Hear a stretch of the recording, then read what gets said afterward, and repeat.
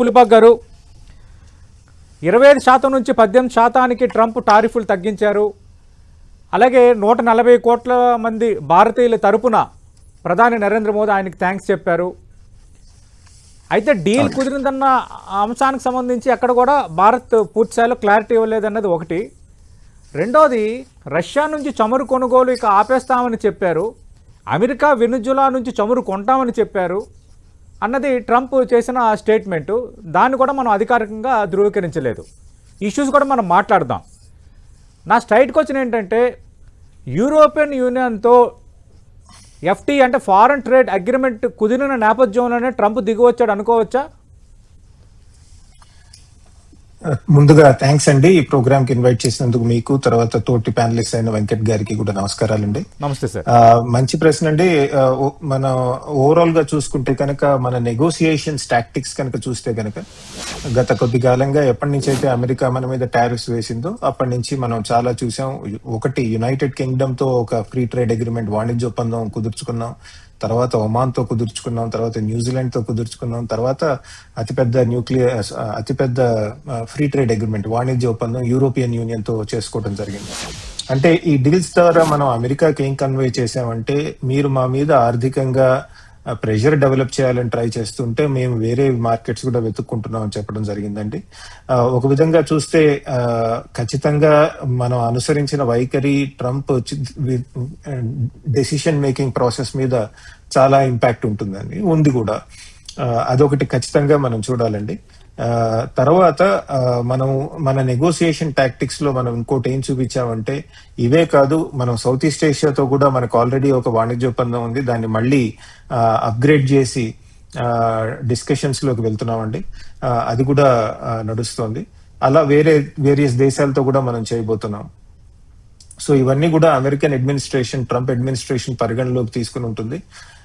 American ఇప్పుడు చేసుకుంటున్న free trade agreement వల్ల కూడా మనకి మిగతా దేశాలతో ఏవైతే చర్చిస్తున్నామో అక్కడ కూడా వాళ్ళు కూడా కొద్దిగా ప్రెషర్ ఫీల్ అయ్యే అవకాశం ఉందండి. సో మనకి ఓవరాల్ గా మంచిదే. కానీ ఓవరాల్ గా మంచిదే. ఇది ఒకటి ఏం చూపిస్తోందంటే, ఇండియా యుఎస్ రిలేషన్షిప్ ఏదైతే ఉందో అది స్టెబిలైజ్ అవుతోంది. అంటే గత కొద్ది కాలంగా చాలా తీవ్రమైన స్ట్రెస్ లో ఉన్న రిలేషన్షిప్ ఇప్పుడు నెమ్మదిగా తేరుకునే అవకాశం ఉందని కనబడుతోంది. పూర్తిగా అవుతుందా లేదా వేచి చూడాలి, కానీ ఇప్పుడున్న సంకేతాలు అయితే కొద్దిగా బాగుపడే లక్షణాలు కనబడుతున్నాయండి. తర్వాత మీరు చెప్పినట్టు ట్రంప్ ట్వీట్ చేశారు, దానికి మోడీ ట్వీట్ చేశారు, చాలా గ్యాప్స్ కూడా ఉన్నాయి దానిలో. అంటే మన ట్వీట్ లో డీటెయిల్స్ చాలా తక్కువ ఉన్నాయి. కేవలం ఒక అగ్రిమెంట్ కుదిరిందని చెప్పాం కానీ డీటెయిల్స్ మీద పెద్దగా మాట్లాడలేదు. అదే కనుక ఇప్పుడు పీయూష్ గోయల్ గారు పార్లమెంట్ సెషన్ లో ఉంది కాబట్టి దానిలో డీటెయిల్స్ ఇస్తామని చెప్పారు. ఎందుకంటే జనరలీ పార్లమెంట్ సెషన్ లో ఉంటే ఇలాంటి డీటెయిల్స్ పార్లమెంట్ సెషన్ బయట ఇవ్వరు. సో పార్లమెంట్ సెషన్ లో ఇవ్వటం జరుగుతుందండి. కొన్ని అంశాలు ఉన్నాయి. ఒకటి, మీరు మెన్షన్ చేసినట్టు రష్యా నుంచి ఆయిల్ తక్కువ చేస్తారు అని ట్రంప్ కూడా చెప్పారండి. కానీ మీరు గణాంకాలు కనుక చూస్తే ఇండియన్ ఆయిల్ కార్పొరేషన్ జనవరి 2026 కిందటి నెలే పెద్ద ఎత్తున రష్యా నుంచి ఓపెన్ మార్కెట్ అంటే స్పాట్ మార్కెట్స్ అంటారు కదా, వాటి నుంచి కొందండి. డైరెక్ట్ గా రష్యా నుంచి కొనకపోయినా ఏవైతే చమురు మీద అయితే శాంక్షన్స్ లేవో, ఎటువంటి ఆంక్షలు లేవో, అమెరికా ఆంక్షలు, అలాంటివి రష్యా నుంచి కొంటూనే ఉన్నామండి. కొంత రిలయన్స్ ఇండస్ట్రీ వాళ్ళు పెద్ద ఎత్తున తగ్గించారు రష్యా నుంచి కొంటామని, కానీ మన గవర్నమెంట్ కంపెనీస్ ఏవైతే ఉన్నాయో కొనటం జరుగుతుందండి. ఒకవేళ వెనిజువేలా కానీ మిగతా దేశాలు కానీ ఎవరన్నా తక్కువ ధరకి ఇస్తే కనుక, అమెరికా కానీ వెనిజువేలా కానీ, అమెరికా వెనిజువేలా ద్వారా కనుక మనకి తక్కువ ధరకి ఇస్తే కనుక కొనుక్కోవటంలో తప్పేం లేదండి, కొనుక్కోవచ్చు మనం. మన ఇండియా రష్యా రిలేషన్షిప్ మాత్రం పణంగా పెట్టి అమెరికాకి మనం దగ్గర అవ్వట్లేదని గమనించాలి. ఎందుకంటే ఇండియన్ ఆయిల్ కార్పొరేషన్ అవి ఆయిల్ కొంటోంది రష్యా నుంచి. అంతేకాదు మన డిఫెన్స్ రిలేషన్షిప్ కూడా చాలా గట్టిగా ఉంది. మొన్నే పుటిన్ వచ్చి వెళ్లారు. రెండు దేశాలు ఆర్థికంగా ఎలా సంబంధాలు బలపరుచుకోవాలని చర్చించడం కూడా నడిచింది.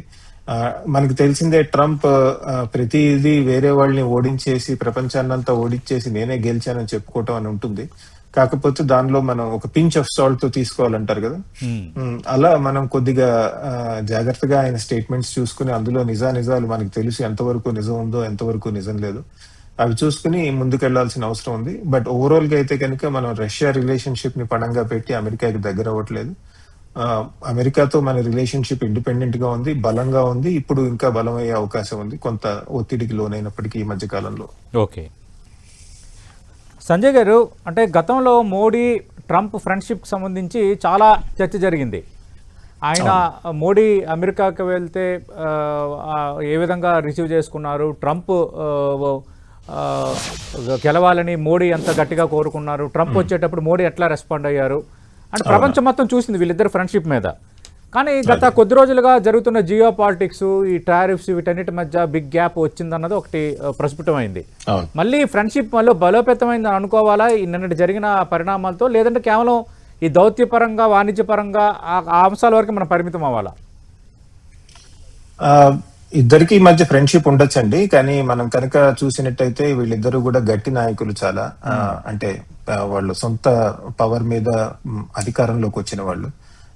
పెద్ద ఎత్తున ఆయనకైతే బిజినెస్ పరంగా ఎక్స్పీరియన్స్ ఉంది. మోడీ గారికి చూసుకుంటే కనుక చాలా సుదీర్ఘ రాజకీయ పయనం అయినది. సో వీళ్ళు ఫ్రెండ్షిప్స్ అవి ఉన్నప్పటికీ అవి పాలసీ మీద ఇంపాక్ట్ పడకుండా చూసుకుంటారండి. అది ఖచ్చితంగా మనం చూసాం కూడా గత సంవత్సరం పైనుంచి వీళ్ళిద్దరి మధ్య ఫ్రెండ్షిప్ ఉన్నప్పటికీ పాలసీ రంగానికి చూసుకుంటే కనుక గట్టిగా పాలసీస్ అటు ఇటు ఫాలో అవటం జరిగిందండి. ఇప్పుడు మీరు ట్రంప్ ట్వీట్ తీసుకోండి, ఇండియన్ ప్రైమ్ మినిస్టర్ మన ప్రధాని నరేంద్ర మోడీ గారి ట్వీట్ తీసుకోండి, ఇద్దరు వాళ్ళ మధ్య ఉన్న పరస్పర స్నేహం గురించి మాట్లాడటం జరిగింది, కానీ పాలసీస్ విషయంలో మాత్రం ఇద్దరు గట్టిగానే వెళ్ళటం జరిగిందండి. ఇక ట్రంప్ ట్వీట్ కనుక తీసుకుంటే $500 బిలియన్ వర్త్ చేసే అగ్రికల్చరల్ కమోడిటీస్ కానివ్వండి, లేదా వేరే కెమికల్స్, వేరే ప్రొడక్ట్స్ కానివ్వండి, మ్యానుఫ్యాక్చర్డ్ గూడ్స్ కానివ్వండి కొంటుంది భారత్ అన్నారు. అది $500 బిలియన్ అన్నది ఈ సంవత్సరమే చేయాలా, వచ్చే 2-3 సంవత్సరాల మీద అవుతుందా అని మనకి ఇంకా క్లారిటీ లేదండి. ఎందుకంటే overall India America goods trade కనుక తీసుకున్నట్టయితే టోటల్ ట్రేడ్ $120 బిలియన్ ఎంతో ఉందండి. దానికి 60-70 కనుక మీరు సర్వీసెస్ అంటే ఐటీ ఎక్స్పోర్ట్స్ అవి యాడ్ చేసుకుంటే ఒక $200 బిలియన్ ఉందండి.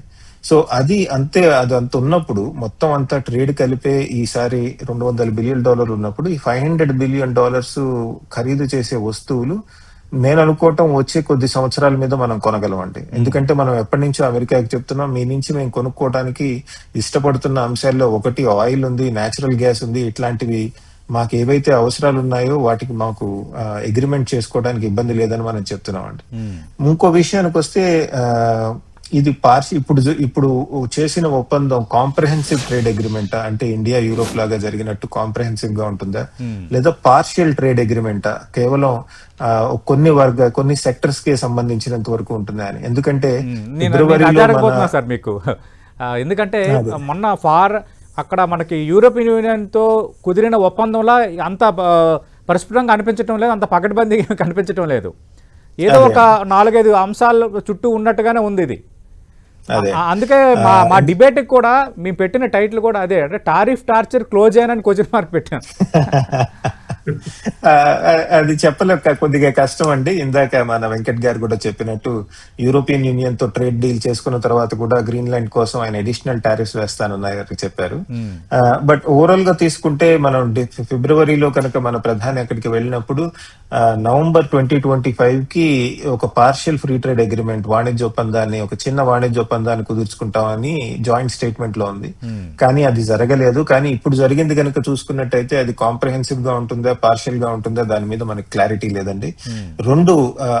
మనం యూరోపియన్ ఫ్రీ ట్రేడ్ అగ్రిమెంట్ తీసుకోండి, బ్రిటన్ తో చేసుకున్న మన వాణిజ్య ఒప్పందం తీసుకోండి, న్యూజిలాండ్ తో చేసిన వాణిజ్య ఒప్పందం తీసుకోండి, అన్నిట్లో మనం అగ్రికల్చర్ లో కొన్ని అంశాలని మనం పక్కన పెట్టడం జరిగిందండి. ఉదాహరణకి డైరీ కానివ్వండి, లేదా రైస్ కానివ్వండి, ఇట్లాంటి పెద్ద పెద్ద అగ్రికల్చరల్ ప్రొడక్ట్స్, కమోడిటీస్ ఏవైతే ఉన్నాయో వాటిని అన్నింటినీ కూడా మనం పక్కన పెట్టి వాటి మీద మేము సుంకాలు తగ్గించము అని క్లియర్ గా నిర్ద్వందంగా చెప్పడం జరిగిందండి.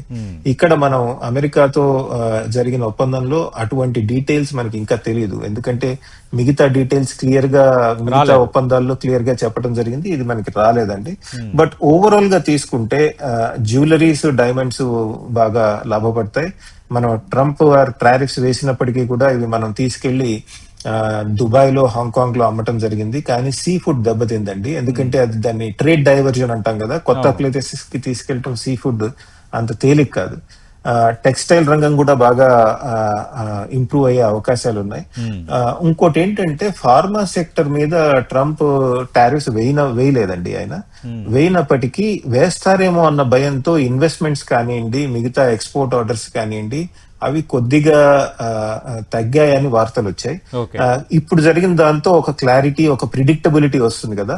సో దాంతో ఫార్మా సెక్టర్ కానివ్వండి, సాఫ్ట్వేర్ సెక్టర్ కానివ్వండి, వాటి మీద కూడా ఇన్వెస్ట్మెంట్స్ వచ్చే అవకాశాలు ఎక్కువ ఉన్నాయి. ఎందుకంటే మనం బడ్జెట్ లో చూసాం, డేటా సెంటర్స్ కి 25 years ట్యాక్స్ హాలిడే ఇచ్చారండి. ఇప్పుడు India America free trade agreement అయితే కనుక సాఫ్ట్వేర్ సెక్టర్ కూడా అన్నెసెసరీగా సర్వీస్ సెక్టర్ ఎక్స్పోర్ట్స్ మీద ఆయన సుంకాలు వేరు అని కనుక కాన్ఫిడెన్స్ వస్తే ఇన్వెస్టర్స్ వచ్చి మన దేశంలో పెద్ద ఎత్తున ఇన్వెస్ట్ చేసే అవకాశాలు ఉన్నాయండి. లాస్ట్ పాయింట్, మిగతా దేశాలతో పోలిస్తే కనుక except European union, Japan, south Korea, వీటి మీద 15% సుంకాలు ఉన్నాయండి. మిగతా అన్ని దేశాల మీద, చైనా మీద అయితే ఇప్పటికి 20 to 30% ఉందండి. బంగ్లాదేశ్ ఏదైతే టెక్స్టైల్ పవర్ హౌస్ అంటాం కదా, టెక్స్టైల్ ఎక్స్పోర్ట్స్ చాలా ఫేమస్, వాళ్ళు కూడా 20% ఉన్నారు. వియత్నాం మీద 19% ఉందండి. అలానే ఫిలిప్పీన్స్, మలేషియా, ఇండోనేషియా వీటన్నిటి మీద 19% ఉందండి. అంటే టెక్స్టైల్స్ కానీ మనం కంపారిటివ్ అడ్వాంటేజ్ అంటాం కదా, 1% అదనంగా ఉంది, 19%. అంటే పాకిస్తాన్ ఎక్స్పోర్ట్ చేసేది టెక్స్టైల్స్ అండి, అది కూడా మనకి లాభపడుతుంది. బట్ మనం కంపీట్ చేసే దేశాలు ఏమన్నా ఉన్నాయి అంటే సౌత్ ఈస్ట్ ఏషియా ఉంది, చైనా ఉంది, వియత్నాం ఉంది. ఈ దేశాలతో కనుక పోల్చుకుంటే మనకి టారిఫ్ తక్కువ ఉండటం వల్ల రిలేటివ్ అడ్వాంటేజ్ అంటారు కదా, పోలికతో చూసుకుంటే మనం కొద్దిగా అడ్వాంటేజ్ ఉంటుంది. కాకపోతే కంటైనర్ టారిఫ్ అంటే కంటైనర్స్ లో పంపిస్తాం కదా, వాటి ఖరీదు, తర్వాత మన దేశంలో పోర్ట్ కి వెళ్లే ఖరీదు, అవన్నీ కూడా తగ్గించుకోవాల్సిన అవసరం ఉంది. ఓకే. సంజయ్ పులిపాక్ గారు, డిబేట్ ముగించే ముందు అంటే ఇప్పుడు మోడీ స్ట్రాంగ్ మోడీ అని మీరు ప్రారంభంలో అన్నారు, ఆయన ప్రొఫైల్ కానీ అవన్నీ, అంటే ఇప్పుడు ఈ పరంగా అంటే ట్రంప్ని కొంత దారిలోకి తెచ్చుకోవటం, ట్రంప్ టారిఫ్ల నేపథ్యంలో మిగతా వాళ్ళతో ఇంకా ట్రంప్కి భయపడకుండా డీల్స్ కుదుర్చుకోవటం, స్ట్రాంగ్ మోడీ కాదు స్ట్రాంగెస్ట్ మోడీ అని అనుకోవచ్చు. ఇప్పుడు ఒకటి మనం గమనించాల్సింది ఏంటంటే మన ప్రభుత్వం చాలా గట్టిగా నెగోషియేట్ చేస్తోందండి. లాస్ట్ ప్రధానమంత్రి గారి ఆధ్వర్యంలో చాలా గట్టిగా నెగోషియేట్ చేసింది, అందులో అనుమానమే లేదండి. తర్వాత మనం గమనించాల్సింది ఇంకోటి ఏంటంటే, ట్రేడ్ డీల్ చేసుకున్నంత మాత్రాన్ని ఇందాక వెంకట్ గారు కూడా చెప్పినట్టు ఆయన మళ్ళీ రేపు పొద్దున్న తన పొజిషన్ మార్చుకుని కాదు నేను ఒప్పుకోను, ఇంకో 10% వేస్తాను, ఇట్లా ఏదో ఒక అంశం మీద గొడవ పెట్టుకుని చేయొచ్చండి. బట్ ఓవరాల్ గా మనం చేసింది ఏంటంటే, ఇప్పుడు ఇండియా యుఎస్ రిలేషన్స్ లో టారిఫ్ విషయంలో ఒక స్టెబిలిటీ తీసుకురావడం జరిగిందండి. రెండో ఇంకో అంశం మనం గుర్తించాల్సింది ఏంటంటే, మనం నేర్చుకున్నామండి, ఈ ఎక్స్పీరియన్స్ నుంచి బాగా నేర్చుకున్నాం. ఇప్పుడు అమెరికాకి మనం ఆర్థికంగా ఒక వాణిజ్య ఒప్పందం కుదుర్చుకున్నప్పటికీ మిగతా దేశాలతో డైవర్సిఫై చేయటము మన ట్రేడ్ ని, తర్వాత మిగతా దేశాలకు కూడా ఎగుమతులు పెంచటము, అది కూడా పెద్ద ఎత్తున చేయటం జరుగుతుందండి. అమెరికాతో చేసేసాం కదా వాణిజ్య ఒప్పందం అని కొద్దిగా స్లో అయ్యి మిగతా వాటిని పట్టించుకోకపోవటం జరగదండి. ఎందుకంటే అమెరికాని తో కనుక మన రిలేషన్షిప్ బాగా ఉండాలి, మనం బాగుపడే విధంగా ఉండాలి అంటే మనం వేరే వాళ్ళకి దగ్గరగా వెళ్తే అమెరికా మనం చూస్తోంది కదా. సో ఆ ప్రాసెస్ కంటిన్యూ అవుతుందండి.